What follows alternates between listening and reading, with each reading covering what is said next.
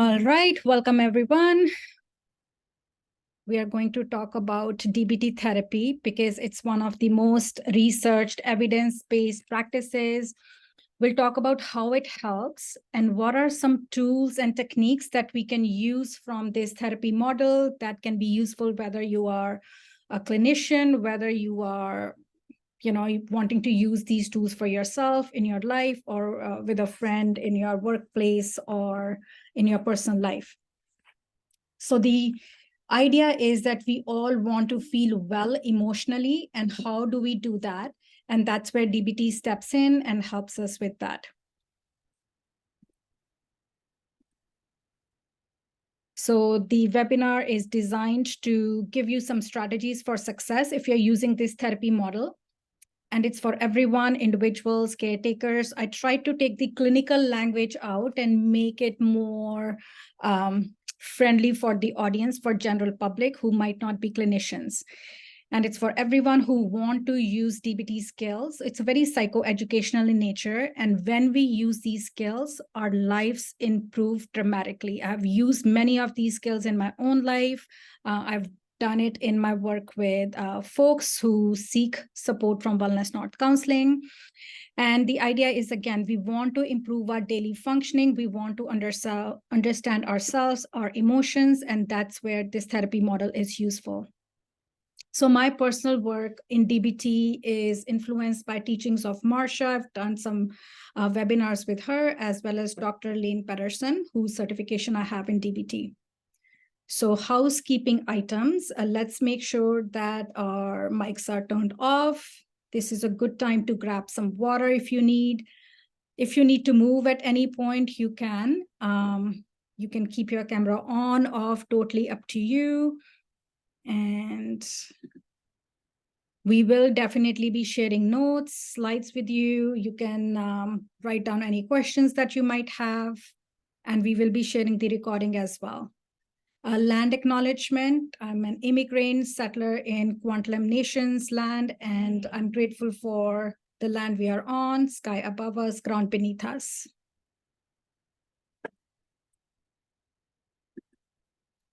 So what can you expect from next 45, 50, 60 minutes? So you will learn about DBT. What is DBT therapy? It's a dialectical behavior therapy. So when we say dialectical, that's the part that sets it apart from other therapy models. Like CBT is very well known in medical industry. Doctors will send us clients. They're like, do CBT with them. But sometimes we want to do DBT, not just CBT. CBT is cognition, where DBT is different from CBT is that it uses that dialectical approach, and it's about behavior management. So we'll talk about how it works, what are the basic foundational core components. And what I really like about this therapy model is that it's very skills-based. We are actually getting something skillful that we can go and apply in our everyday life. So it's about tools and techniques. It's very structured.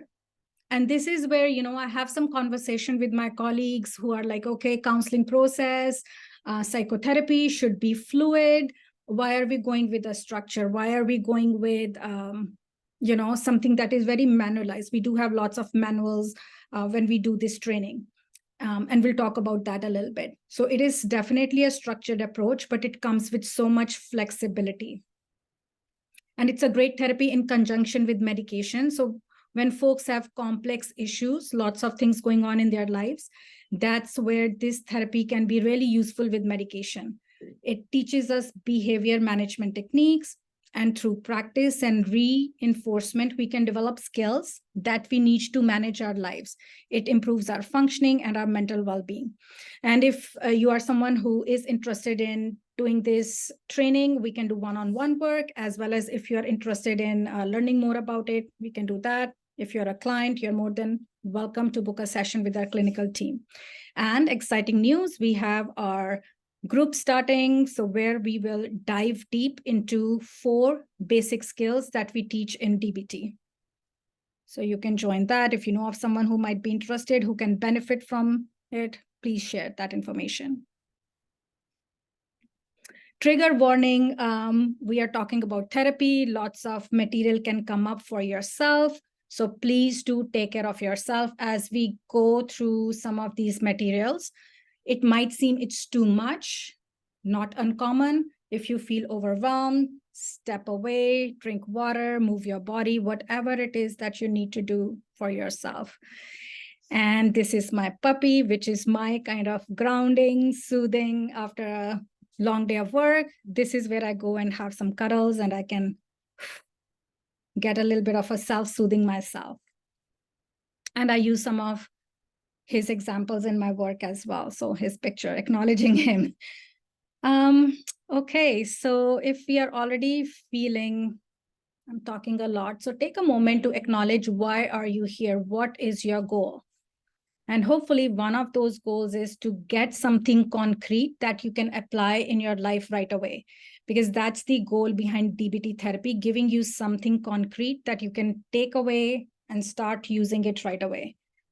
So take a moment to acknowledge, why are you here? What are you wanting to get out of it? Because when we know where we are going, when we have a goal, our work becomes so much more productive, a little bit of a roadmap. So I'm not just dumping all the information. You're also going to take some concrete tools, whether you're a clinician or a client.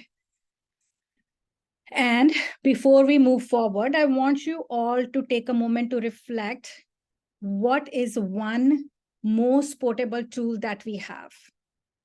Something that we can use all the time.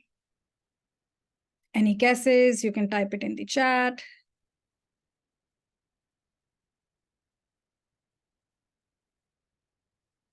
So does anyone know one most portable, most accessible tool that we all have with us all the time? You can type it, you can think about it. I'll give you another 10 seconds. Phone is a good one. Yes, we have phone, we have ourselves. And when we think of ourselves, our most portable tool, what makes us who we are, is our breath. So going to our next slide. Oh, I think I skipped some. So our most portable tool is our breath. So I want you to pay attention to your breathing right now. And if you can slow down your breathing, you will be able to absorb this material a little bit more easily. So thinking about our breath. And the funny thing is that this tool is with us 24/7, and yet we pay such little attention to it. So just notice, how are you breathing right now in this present moment? All right. So why is structured approach? So in the beginning, I said this is a structured approach. Why is this good approach? Because structured approaches seem to do better than non-structured, unstructured approaches, especially when we are helping people who have big problems. When there are big problems, the issues are complex, so we want structured approaches. Our neighbor is actually a firefighter, and I have this conversation with him often. He said, as a firefighter, I would go and fight a structured fire anytime over wildfire. Because with wildfire, with unstructured approach, you never know what you're going to get. But with a structured approach, there is a method, there is a foundation, and there are steps. We know what we are trying to contain, what issues we are working on. And when I work with my interns and they say, okay, I'm counseling someone, or I'm working with someone, I'm training someone, and they're like, okay, therapy is not going well, the session is not going well. I want to ask, how are you structuring the environment? Because many times, if we are not structuring the environment appropriately, then the individual, group, or person's needs are not being met, and the therapy is not working. The other very important piece about DBT is that it is very fluid. That's the dialectical piece, that it is very fluid. It is a balance between acceptance, accepting what we are going through, our challenges, and then working on some kind of a change. What is not working and how are we going to fix this that is not working? So the foundation of DBT is acceptance and finding that dialectical balance between accepting and changing. And mindfulness. So the moment you notice your breath, when I asked your portable tool, breath. The moment you notice your breath, you are inviting mindfulness in your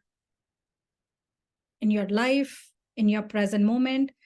So our DBT approach is based on mindfulness. So mindfulness is finding that resting place. It's finding an anchor, something that we can hang on to. It's about pausing our unquiet mind. So we have so many thoughts, racing thoughts all day long, so many things we need to do, agendas. So where DBT is structured, it is also about being very, very mindful, slowing down that unquiet mind. And when we pay attention to our breath, just paying attention to the breath and our act of breathing deeply is incompatible with our high levels of stress. So mindfulness is about the process of attending to what is happening for us right now in the moment. So take a moment. If you feel like you're drifting away, come back to your breathing. Notice what is happening for you right now. Where is your attention? Wherever our attention goes, our energy flows. We're going to take a moment to regulate ourselves. So experiential exercise, I want you to just find a little bit more length in your spine. Get as comfortable as you can. Maybe place one hand on your belly, one on your heart. And see if you can sense presence of breath in your body right now. See if you can sense different things that are happening within your body. So acknowledging what is. And then see if you can slow down, maybe take extra breath or two to deepen your breathing. So when we are breathing deeply, we are using our most portable tool, and we are also giving ourselves opportunity to be in our window of tolerance. And when we are in our window of tolerance, whatever is happening around us, we might be able to absorb that a little better. In this present case, you will be able to absorb the material things we are talking about a little bit more. So just becoming aware of what's happening for us right now. Maybe even tap into your senses, notice any smells that are present in your environment. And this is one of the most concrete tools I want you to take with you, building your capacity to ground yourself. More grounded we are, more capacity for us to handle the challenges that life throws our way. And that is also one of our tools. It helps us self-soothe. And when we can self-soothe, we are tapping into our distress tolerance capacity. So tap into your senses right now. Just notice what's happening for you physically, what's going on in the body, discomfort or comfort, ease, or maybe some kind of lingering issue. I was talking to someone this morning, they were a little congested. So notice if something like that, a disease is present or ease is present.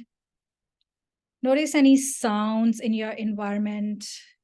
Where my office is, we've got train tracks, so I can hear the train. What's happening for you? What are some of the sounds in your environment? Smells, taste, maybe there is a lingering taste of your lunch. How are you feeling, hot or cold? So we are tapping into our senses to become more present. And as we build our sensory toolkit, we are giving ourselves a soothing mechanism.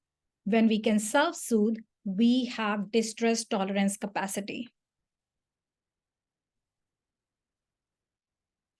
So when we think of senses, our 5 senses, so sense of taste and touch, the textures, my personal pictures, but I wanted to give you that, it should not be limited to what our textbook says, what the clinical manual says. It can be so much bigger. There are sensory stimulus for us all the time, but we can pick up from this sensory stimulus things that are working for us, things that we gravitate towards. So our nervous system feels open. And we are also very aware of things that are a little bit repulsive, things that are aversive. And that is what mindfulness is all about. Things that I'm open to. I have that sensory toolkit, things that are soothing for me. And if I'm working on being mindful, I'm also very aware of things that my system doesn't like. For example, rotten egg. Or you open the fridge, something has gone bad and you can smell that. And that is you being mindful. So mindful of our pleasant experiences and unpleasant experiences, but building on those pleasant experiences, that self-soothing resource kit, so we can use that kit when we are in distress. So think of your taste, textures, things that you like to eat, things that are very soothing when you smell them, the auditory stimulus that is calming and pleasant, maybe certain sounds, things that you feel like are too much. I used to live in a very, very busy intersection, and we would have ambulances all day long. And that was very triggering. Didn't recognize at first, but eventually, system says it's too much. I'm overwhelmed. So being very aware of what you gravitate towards, what you feel open towards, and what is causing you to shut down.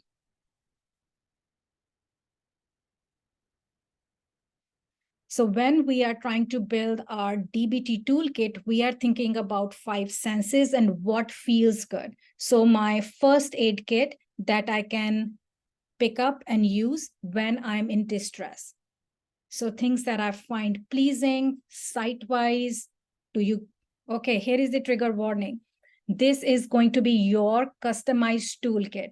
For example, if beach is pleasant for me, it might not be pleasant for you.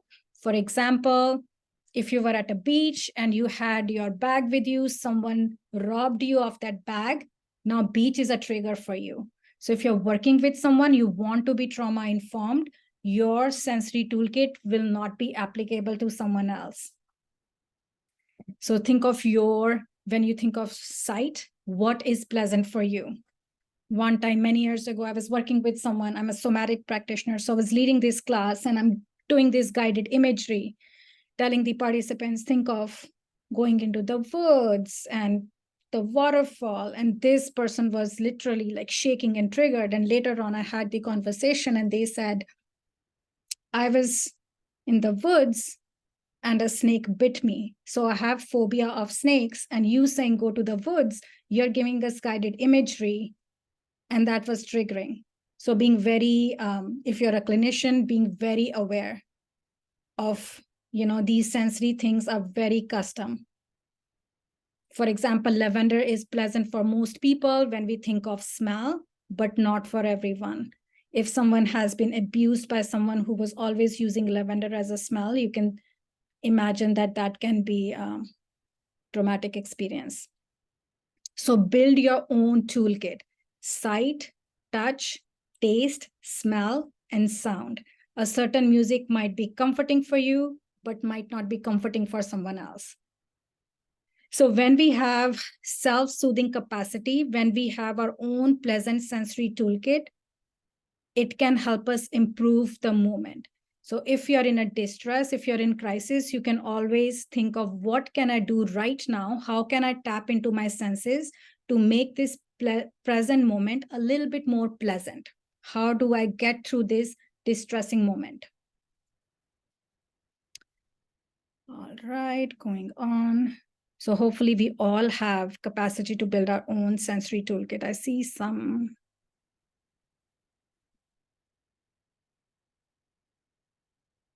questions, but I will handle all the questions in the end.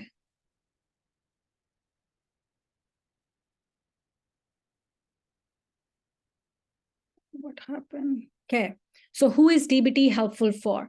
So dialectical behavior therapy is especially effective for people who have difficulty managing and regulating their emotions. So it's basically deep CBT, but with that extra additional component that we are focusing on our emotions so much. Initially, it was developed by Marcia Linehan, who had diagnosis of borderline personality. We are not going to go into borderline personality, but just to give you an idea, these people have rigid thinking patterns. They are more like black and white thinking, and they have fear of abandonment. So it was developed for those folks who could not manage their emotions, but then lots of research was done, and it has been found to be helpful for range of different things. Like, we all are human beings. We all get dysregulated. And if we can tap into some of these tools, makes life a little bit easier. It's really helpful for self-harm and risky behaviors. And it is also useful for substance use, post-traumatic stress, complex PTSD. I like to use it along with, say, EMDR or some other evidence-based modalities, some somatic work. So a little bit more integrative, eclectic approach. But a lot of folks will just use DBT therapy, especially in our public health system. DBT is highly valued. Long wait list for DBT skills groups.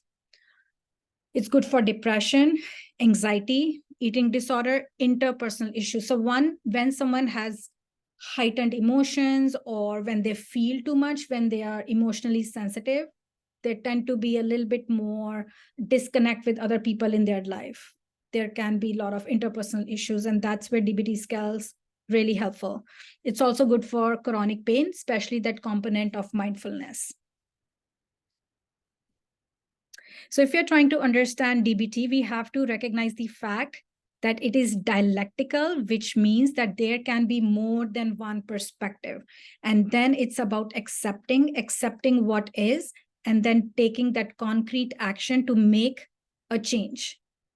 In terms of dialectical piece, how we understand is that, for example, this very popular example, if you're in a dark room, and there are 4 people in this dark room, and they're touching this structure, and then the clinician asked them, what did you find? One person said, oh, I think the structure I touched is a snake. Then this other person touches the structure and says, oh, no, I think it's a table's leg. It's like a table, structure is a table, and I'm touching its leg.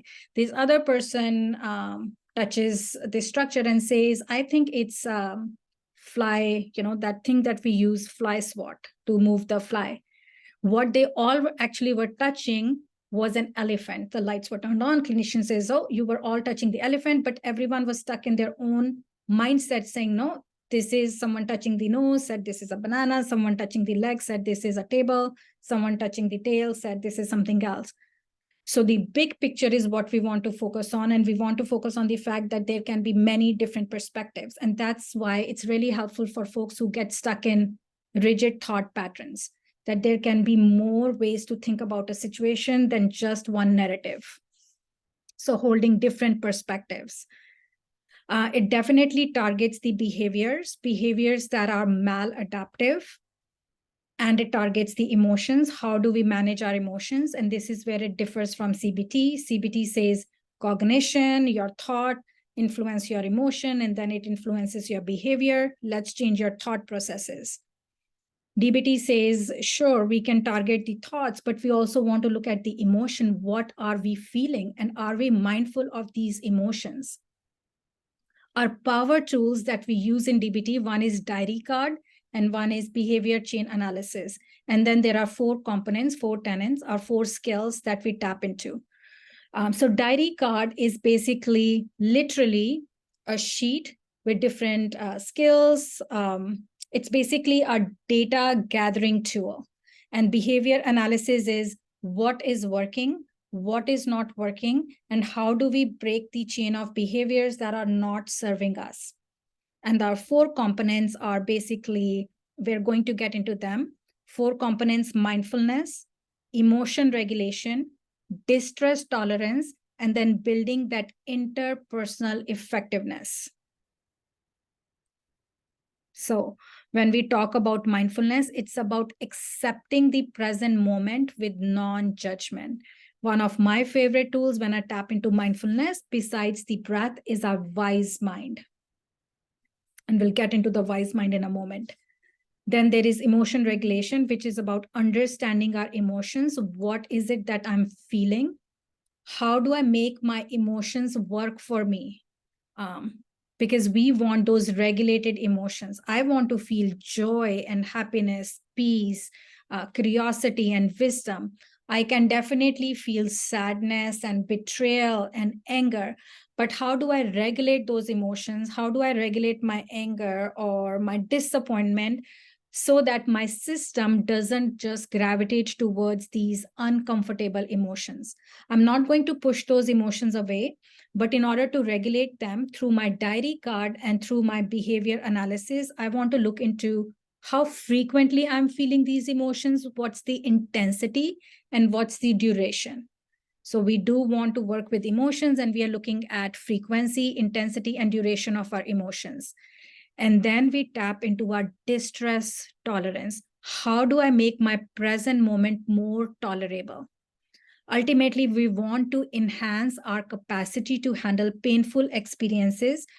We want to process our past traumatic experiences. We want that integration. So when we say this DBT is dialectical, it means it's synthesis of opposites, good and the bad. And then there is interpersonal effectiveness, because with those big emotions, our relationships are affected, and we are not existing in vacuum. We are living in society where we do have to interact with others. So we want to have tools to set boundaries. We want to know how to be assertive without being rude, how to ask for our needs to be met.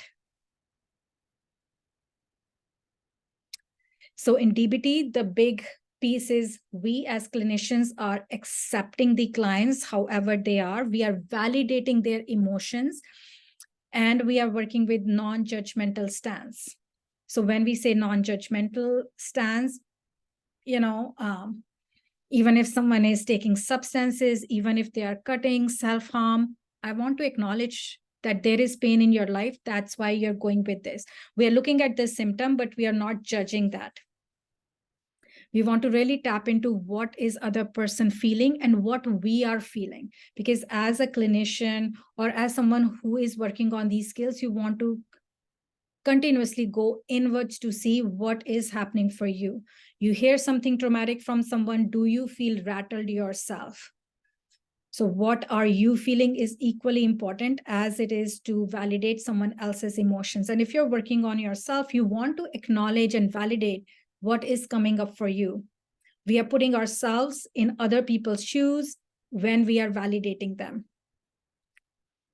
And with validation, there is a possibility of building alliance. There is scope for acceptance and change. If we are not validating, we are trying to problem solve, then that becomes problematic.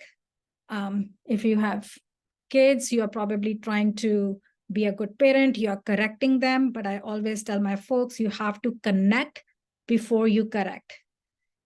So connection before correction. And if I'm training someone, I tell my interns that, listen, why would someone trust you with your problems? You have to validate their emotions before they will start opening up to you. You just have to create that space where you can see what they are going through. And then ultimately, yes, we are validating, we are tolerating the moment, and then we work towards changing the moment. That's stress reduction. Because when we are vulnerable, or we are susceptible to certain behaviors, certain patterns, if the environment is toxic in which we are existing, or in which we might have grown, or in which we function, those invalidating experiences make our emotions a little bit more triggered, a little bit more heightened. So if our window of tolerance is here, like a short window, in invalidating environments, emotions are going to get heightened. We will be triggered. So we need those accepting, non-judgmental, positive environments, whether it's our work, whether it's our home, personal, professional, in all different domains in which we exist and function. So DBT philosophy is clients, or if we are working on ourselves as people, we are doing our best, but we need to do better. We didn't create all our problems. We didn't create these patterns, but we should work on solving them. And then we can change people, but we can turn our attention towards what's within our control. And that's, again, I'm accepting that my colleague, my coworker is who she is, but at the same time, what is within my control? How am I going to manage my own anger, my own disappointment, or things that I can work on. In invalidating environments, symptoms and behaviors exacerbate. They become worse. So that's why we want that skills training. And it's not just one skill. We are talking about critical mass of skills. So I have this whole bucket of toolkits, my toolkit from which I can pull one or the other skill. And what we've seen through research is even one skill can be a game changer. It can help us disrupt our maladaptive patterns. One of my favorite ones, again, I use it often myself, bridge burning, earth surfing, and we are coming to it in a moment. Some of the other DBT philosophy is that when our emotions gets dysregulated, it is very difficult to get into the behaviors that will work for us. And it's about building a little bit more flexibility in our thinking. So instead of being reactive, which we all will be from time to time, we want that response flexibility. Now, reactivity is not always bad. So if you're walking down and you see this car is racing towards you, you want to be reactive. You want to get out of its way. You don't want to get hurt. So reactivity is inbuilt, our instincts. But if we are reacting all the time, someone said something, you got triggered and you reacted, that is not good, because thought could be, I'm right, they are wrong, which we don't want. We want that dialectical thinking that, okay, maybe they have a point, right? So we want that response flexibility.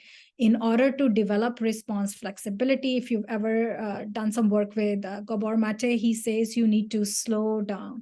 We need to be very mindful. We need to not have that immediate reaction. We need to really work on our emotions. What am I feeling? What I'm thinking? How am I breathing?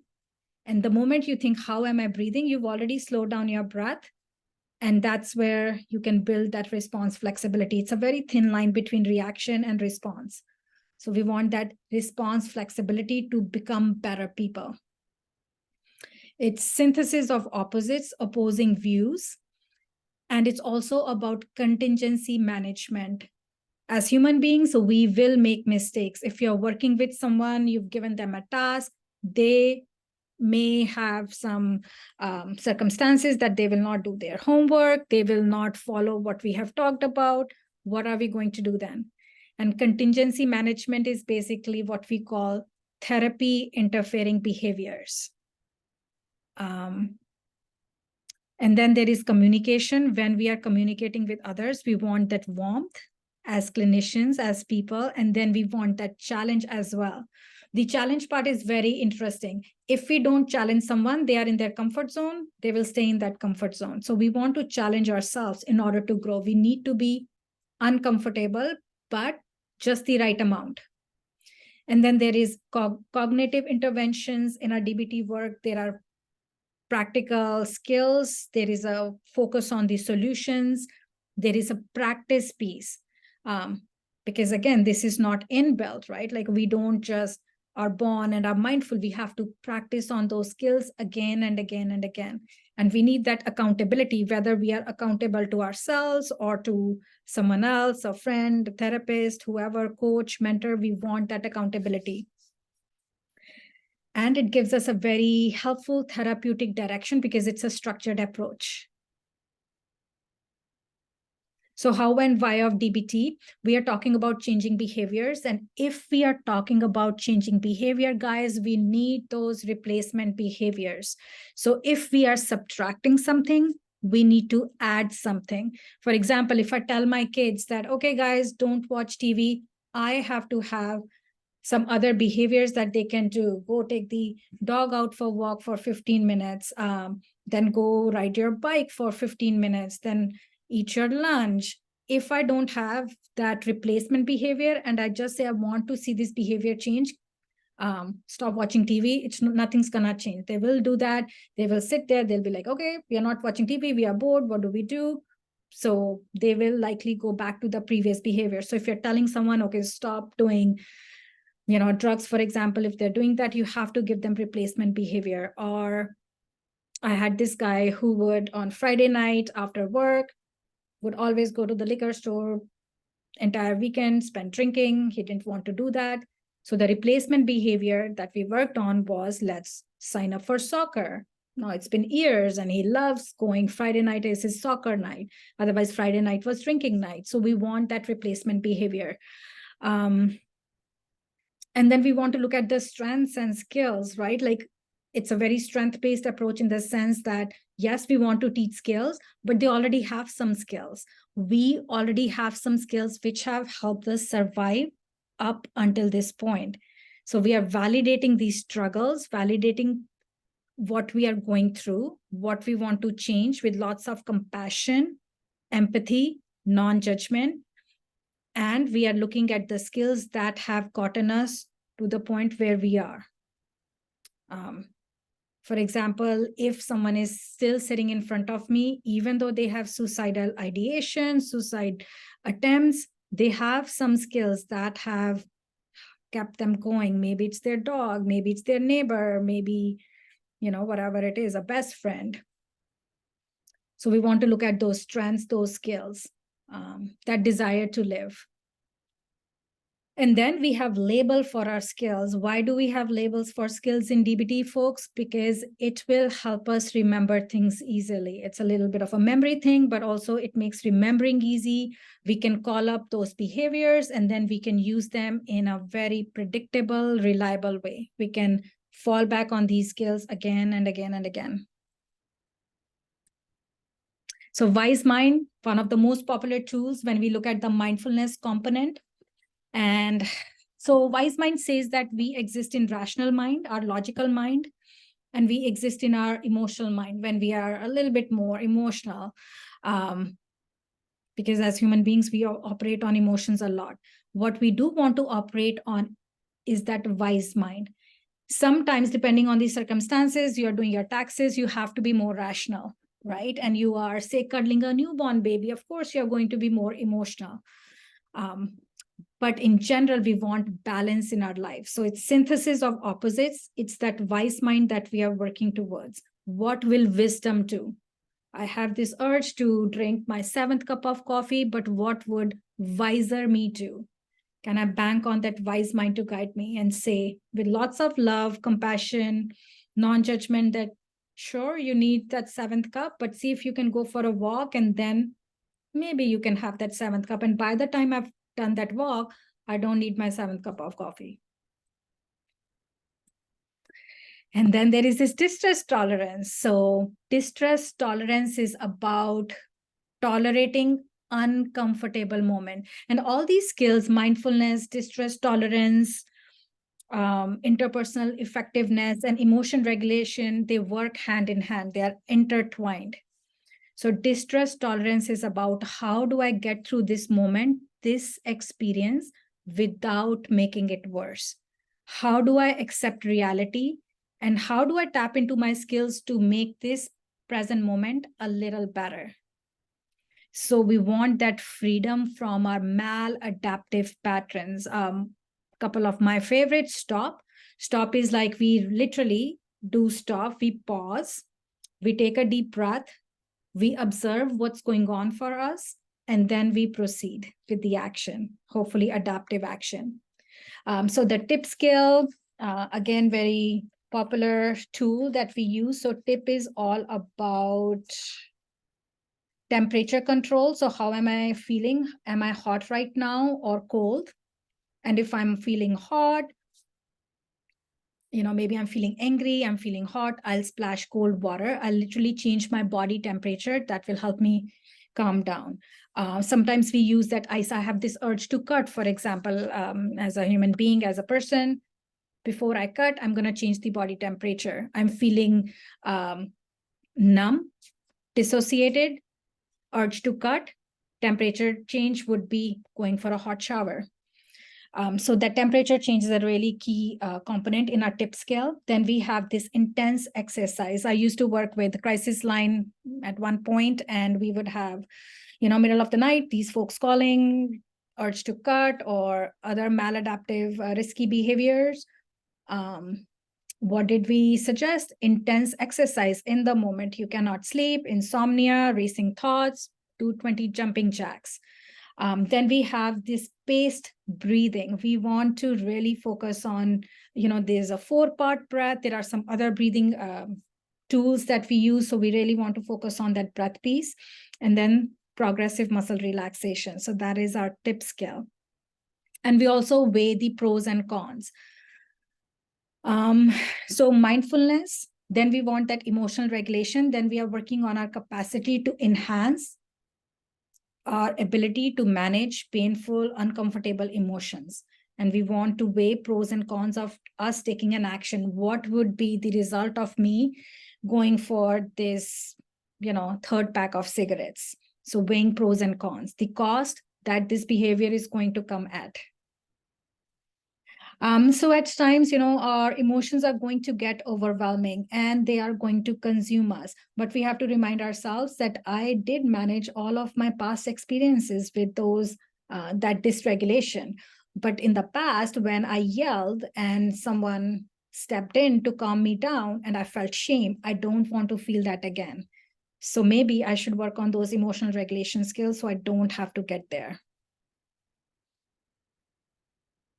So some labels for the skills, Dear Man, which is about interpersonal effectiveness, and all these acronyms, easy to remember. I can recall these, tools, and it's easy to then implement them. There is a Give, which is about relationship effectiveness. How can we be good in our relationships? We have to be gentle. We have to act interested, inviting that curiosity. We have to validate our own experience, as well as who am I interacting with? What is this other person feeling? So that Give, peace. And then easy manner, right? Like instead of that black and white, I want to go with, sure, dialectical, this response flexibility. There could be different perspectives. Fast is really good. A lot of folks struggle with self-esteem, confidence. So when we have this fast tool in our toolkit, we can be fair. We don't apologize for our emotions or our own truth. We stick to our values. What is a priority to me? And we are very truthful, saying our truth. So about these skills, we have this 4-week session coming up. If you know anyone who wants to deepen their skills as a clinician, as a client, more than welcome to join. Farhad can share that information with you. Come join and we can talk about these skills in more depth. So bridge burning, another wonderful tool, especially with risky behaviors we are trying to change. You want to burn the bridge between your urge and your means of acting on that urge. So what does this mean? For example, if you have this suicidal ideation, maybe you had attempts, maybe you didn't, or you're working with someone who had that. We want to burn that bridge. I want to throw away all those pills. I will give these pills to my best friend and tell them, hey, I don't want to overdose, take these. Or if you're cutting, you want to get rid of your cutting kit. If you have a rope, you were thinking of hanging yourself. I know it's a little bit morbid. That's why the trigger warning. You want to get rid of it. You want to put it away under lock and key. You want to, so that it's not accessible. If you go from after work, you go through a certain road and that road takes you to this liquor store where you want to go get liquor and then get wasted. You don't want to do that. You change the route. You don't go through that road. So you want to literally burn the bridge. With a lot of folks, for example, with substance use, delete the number of your supplier, or don't hang out with that friend who's a party animal because you want to study before your exam. You don't want to go out and party, even though that friend says, oh, you'll be fine, let's go party. So you burn that bridge, you delete their number, you throw away that kit that is causing you to do self-harm. Sometimes this pattern that I have developed, for example, if I am dissociating and I always cut when I'm feeling numb because of my past traumatic experiences, what you can do is I can't throw away my blade. I want to keep it just in case I need it. What you can do is you can create a little bit of a distance between you and the urge by, for example, with the blade, you can put it in water and you can freeze that water. So by the time you are scraping that, the urge might have gone, or there is a little bit of a distance between you and this urge to cut. So we want to burn that bridge that causes us to indulge in an action that is maladaptive. So with urge serving, it's a mindfulness tool where we really just observe, we notice what is happening, and then our work is what is happening and how do we make that change? Or how are we making the change and what are we trying to accomplish? So like I said, with suicidal risky behaviors, you are putting away the accessories, you're deleting the phone numbers, just few examples.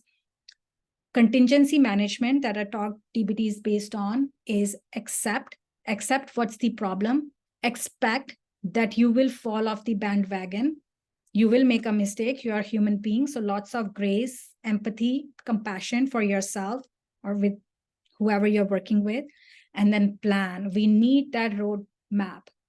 And that is where your diary card and your behavior analysis becomes helpful, which is a roadmap. We have some data, we know what are therapy interfering behaviors, and then we work on them.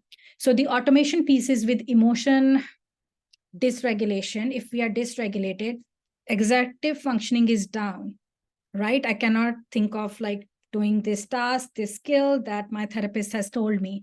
So I want to rely on that automation. I know when I get angry, I'm going to count 5, 4, 3, 2, 1, or counting 1 to 10 before I yell at my coworker. So you want that automation, which is a skill, which will help you with emotion regulation.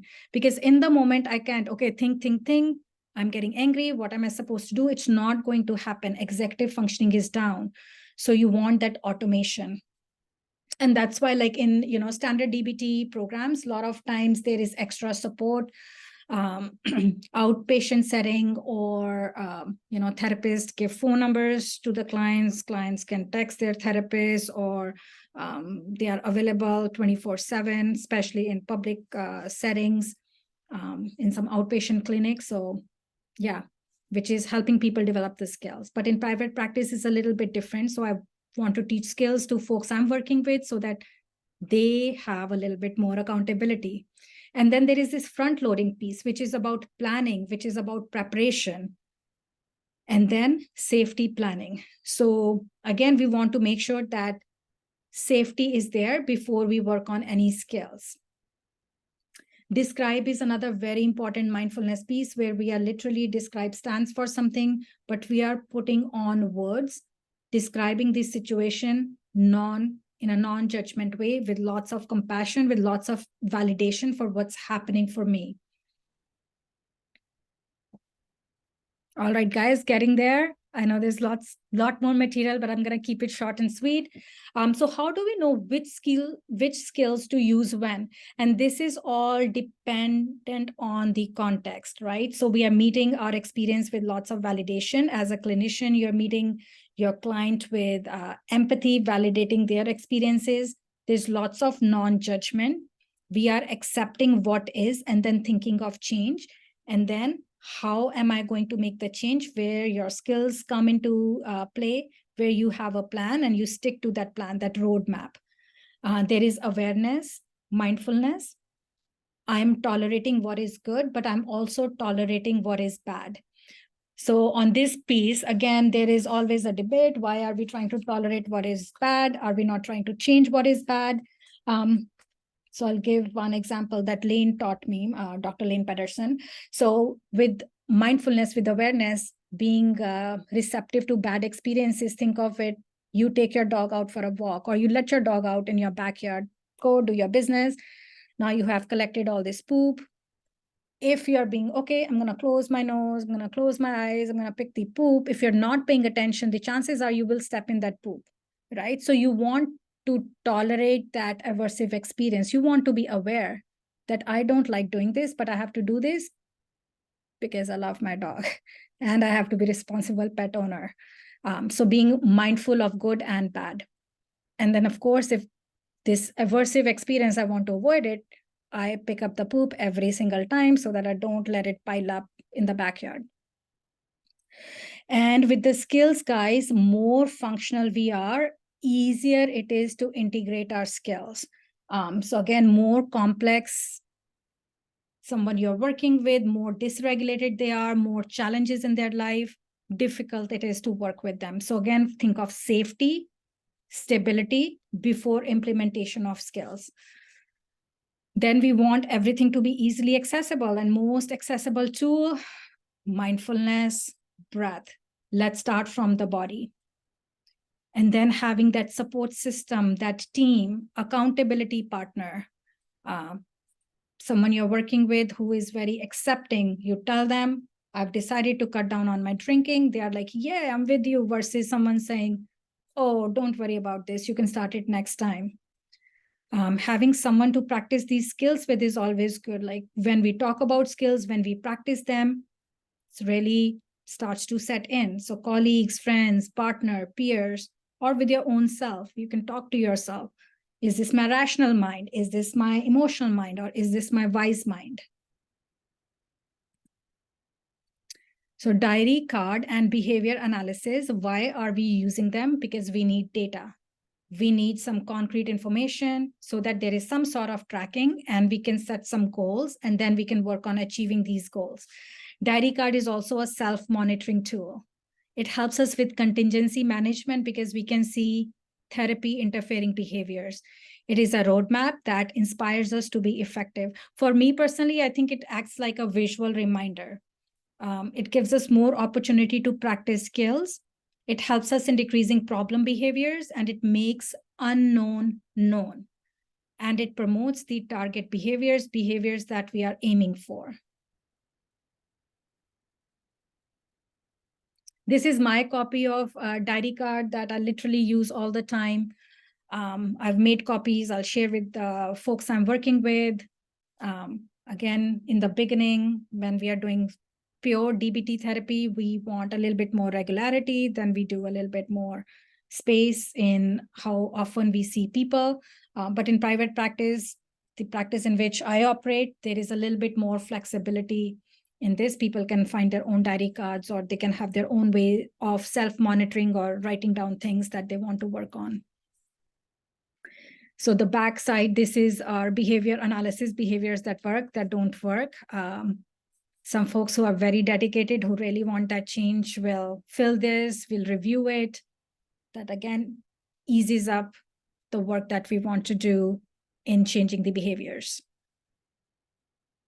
So our psychotherapeutic plan, when we are looking at DBT, we want to look at the strengths rather than the deficits, skills that this person is bringing with them. So even though they have a diagnosis, whether it's major depressive disorder, borderline, bipolar, whatever it is, we have the diagnosis, it has its place.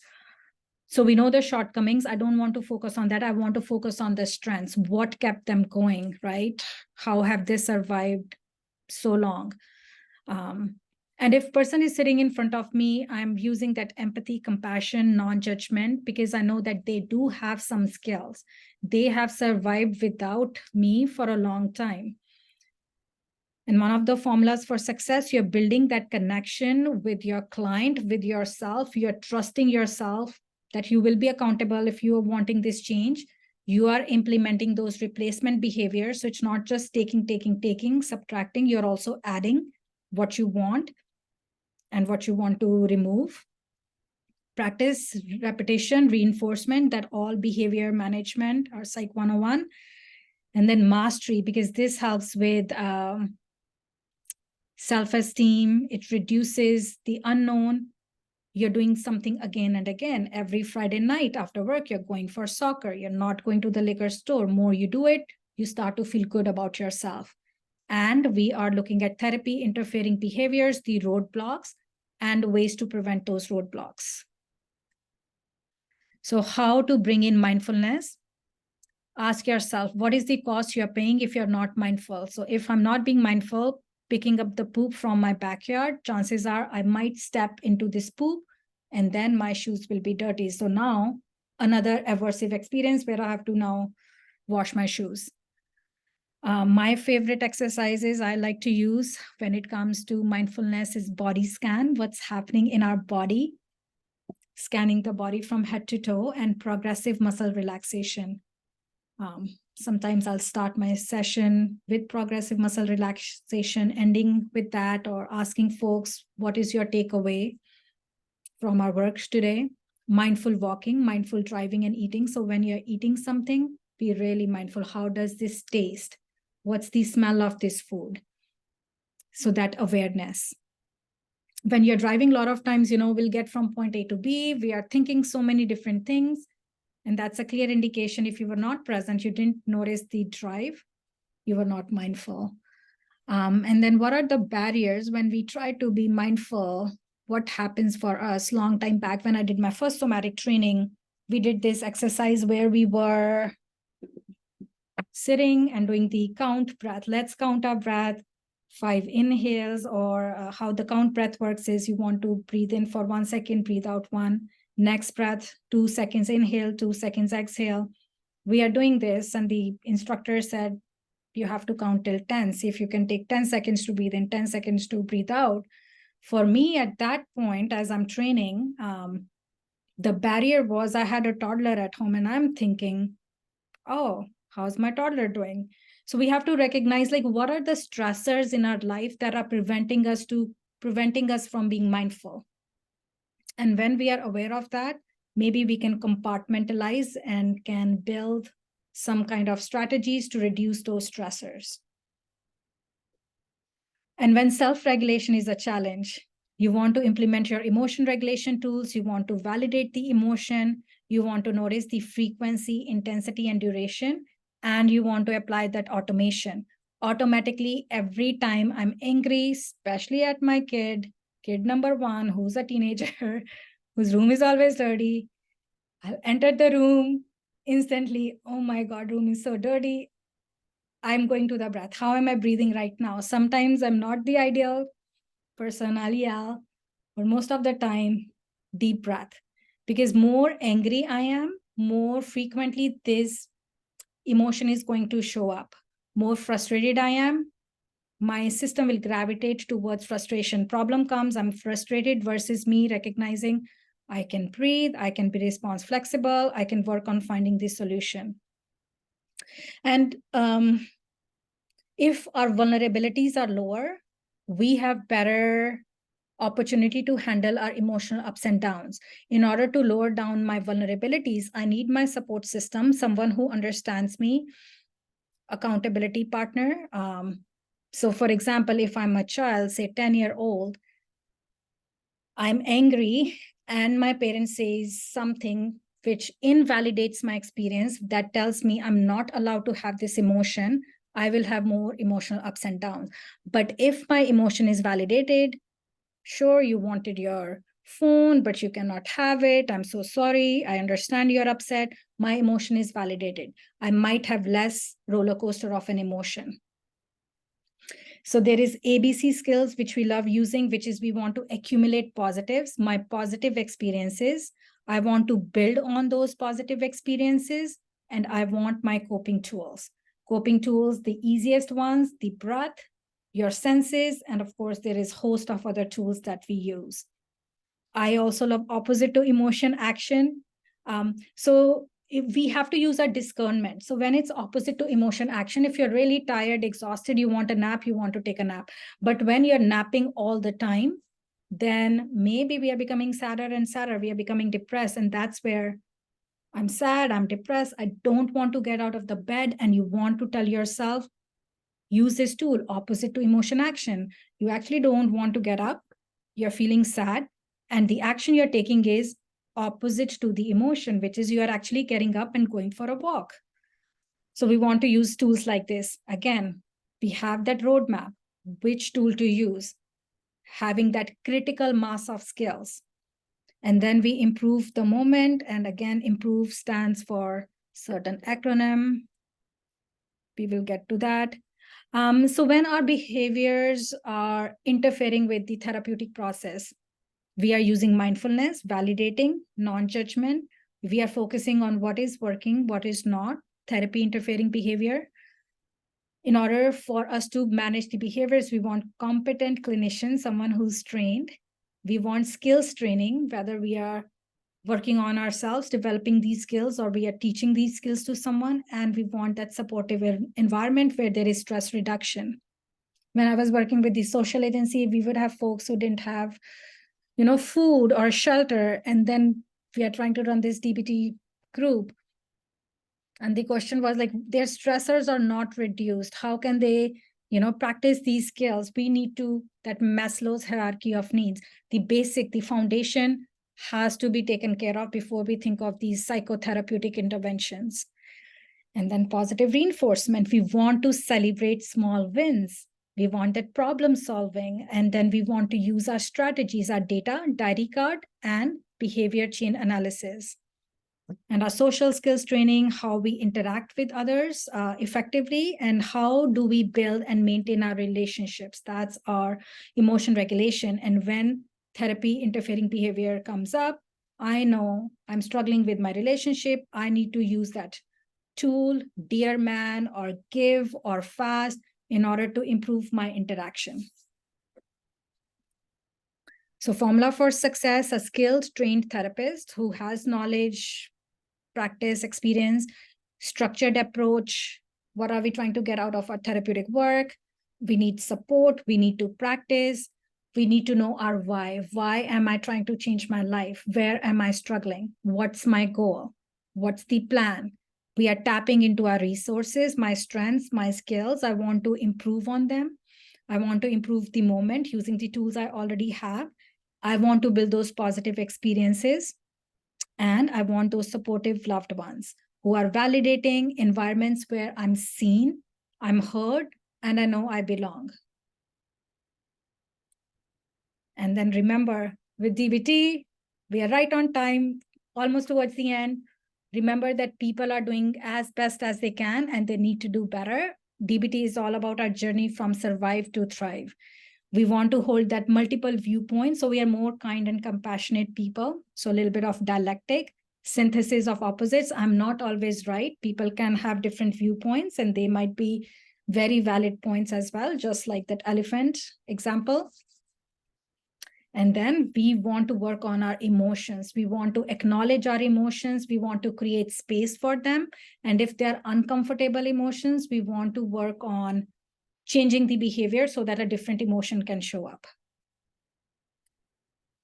All right. Thank you so much, everyone. Thank you for bearing with me. I try to go slow. There is still so much, but I hope you got a little bit of taste of, what is DBT all about? How do we do DBT work? And how can you use some of these skills in your own personal and professional lives?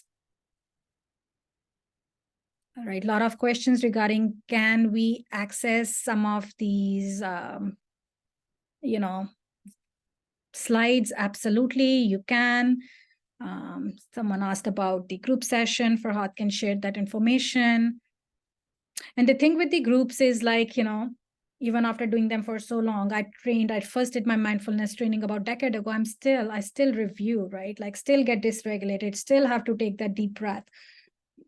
Sometimes they work, sometimes they don't, but more I practice, better I get at using my tools. So yeah, you can attend the group session, and then you might feel that, okay, they are useful. I can use them 3 months, 6 months. You might need to revisit them. And that's where, DBT is very helpful. Lots of skills are available online as well. And we give, the copies, the skill lists. You can have a roadmap you can refer to all the time. I'll stop the share. Hopefully it got recorded. I'm not sure if it did or not, but we'll post it up. Oh, recording is happening, and we'll